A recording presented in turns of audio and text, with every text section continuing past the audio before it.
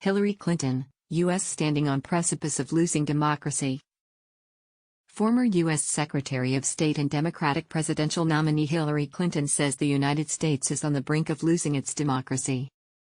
"We are standing on the precipice of losing our democracy, and everything that everybody else cares about then goes out the window," Clinton said in an interview with the Financial Times published on Friday.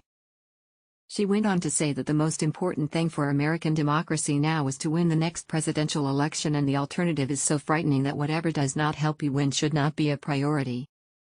Asked whether she thinks former U.S. President Donald Trump will run in 2024 presidential election, she said, "I think if he can, he's going to run again. Follow the money with Trump. He's raised about $130 million sitting in his bank account that he used to travel around to fund organizing against elections."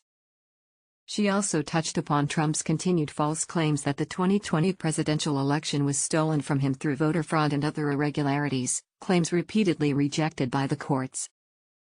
"Trump has to know that he lost this time. He refuses to accept it because it wasn't supposed to happen," she said.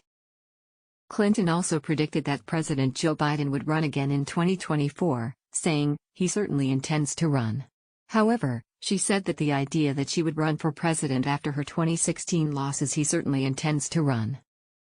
About the future of Ukraine's conflict, she said that Russian President Vladimir Putin's only realistic path to victory in Ukraine would be Trump's re-election in 2024.